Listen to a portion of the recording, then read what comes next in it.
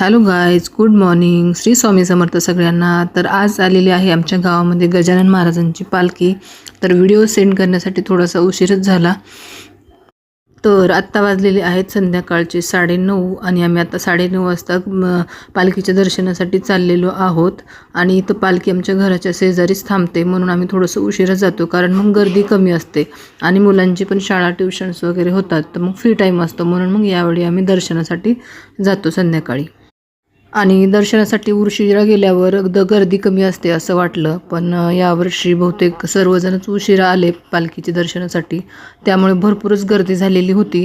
आणि लेडीज क्लबमध्ये थांबत असते दरवर्षी पालखी, तर यावर्षी तिथं रोडचं काम चालू होतं, त्यामुळे इथं बाजूलाच कन्या शाळा आहे, मल्टी शाळा, तर तिथं थांबली होती. तर चला आता आपण जाऊया दर्शनासाठी पालखीच्या.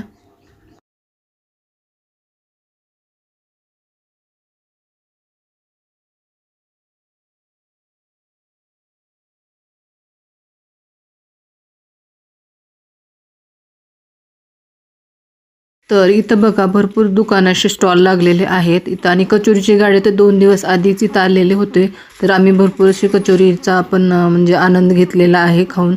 तर शेगावची कचोरी फेमस असल्यामुळे इथं 2 दिवसापूर्वीच स्टॉल लागलेले होते आणि आम्ही भरपूर अशा कचोऱ्या पण खाल्लेल्या आहेत. आणि इथं बघा सगळे स्टॉल लागलेले आहेत, पर्सेसचे किंवा छोटे मोठे सामानांचे भरपूर इथे स्टॉल लागलेले आहेत. आणि पूर्ण जी एवढी पूर्ण कॉलनी जी आहे म्हणजे गल्ली, तर तेवढी पूर्ण भरते छोट्या छोट्या शॉपनी, आणि छोटे छोटे खेळणी वगैरे भरपूर इथं घ्यायला येतात लोक पण. आणि शेजारचे लोक पण इथं, शेजारच्या गावचे लोक पण इथं दर्शनासाठी येतात, त्याच्यामुळे इथं भरपूर आता गर्दी झालेली आहे. चाची बोल रही चलो आपको बलून लेके देती हूँ बोल के चाची बोल रही बलून लेके दे रही चाची, मतलब हमारी मॉम्स, लेकिन ऋषभ की चाची. तो इतनी गर्दी है यहाँ पे, अभी भी इतनी रश है. 9:30 बज के गए, 9:30 भी नहीं बचे, बज के गए. मामा मुझे वो वाला बलून चाहिए, वो वाला वो टेढ़ी वाला यहाँ पे. तर आता आपण इथं कन्याशाळेमध्ये आलेलो आहोत, एंट्री केलेली आहे.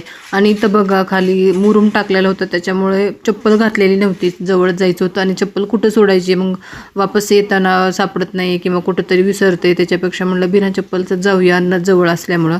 आणि बिना चप्पलचं गेलो तर इथं पूर्ण असं खडीच टाकलेली होती, म्हणजे मुरुम टाकलेला होता पावसामुळे, चिखल झाल्यामुळं, तर तो इतका पायाला टोचत होता की बस.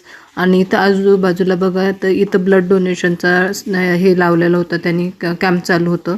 आणि खूप जण असं त्यांनी प्रसाद पण बनवून आणलेले होते, खूप जणांनी ते प्रसाद वाटत होते, म्हणजे पिठलं भाकरी किंवा कुणाला काही पेढे, कुणाला काही लाडू, असे सगळेजण कोणी प्रत्येकजण आपल्या आपल्या ऐपतीनुसार घेऊन येतं आणि इथं वाटतं. तर इथं बघा लाईन इतकी लागलेली होती, म्हणजे अशा 4 लाईन झाल्या होत्या. आणि पुन्हा आम्ही दर्शनाला जाणार होतो, तर आम्हाला दर्शनासाठी एक अर्धा-पाऊण तास किंवा 1 तास तर आरामात लागणार आहे असा अंदाजा तर होताच. तर बघा तुम्ही गर्दी किती आहे ती.